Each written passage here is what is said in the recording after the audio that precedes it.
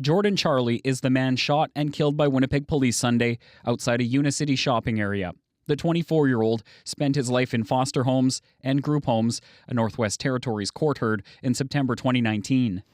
Nikki Komek-Suktasak is the founding member and CEO of the Winnipeg-based Inuit Resource Centre, Tungasugit. The organization was trying to help Charlie after he was released in 2023 from a prison sentence.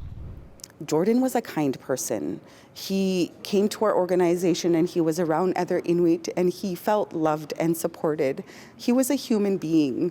He was a man that had a troubled upbringing. Parole board documents say he lived with addiction and has a long history of admission to hospitals and treatment centers for mental health, self-harm, and attempted suicide following a difficult childhood. You were exposed to addiction issues and violence. A February 2023 parole board document for Charlie's statutory release states, you have low-level cognition and have been diagnosed with fetal alcohol spectrum disorder. Substance abuse further impacts on your mental health, and you tend to use violence as a means to deal with conflict and interpersonal issues. In September 2019, Charlie was sentenced to 4.5 years in prison for 2 separate unprovoked attacks in Yellowknife, including one that was nearly fatal. Court heard Charlie stabbed another man in the neck and demanded his cannabis. Then, while in custody for that assault, he attacked a corrections officer in this incident captured on security camera at North Slave Correctional Complex. Court documents show Charlie has a history of criminal violence, including unprovoked attacks. He was released from custody in Manitoba last week on 18-month supervised probation. That was following a sentence for assaulting and cutting a staff member at Health Sciences Centre with a knife. Before letting him out, a judge said it was really sad and told court Charlie didn't have the easiest upbringing.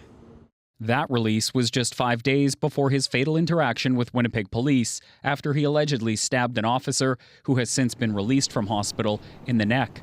The deadly shooting is now being investigated by the Independent Investigation Unit of Manitoba. To the honourable member for Nunavut.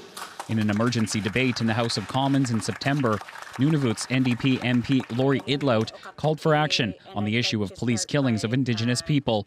She says this latest death weighs heavily on her.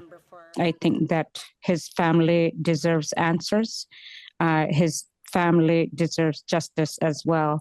I think that he was failed overall by the whole system.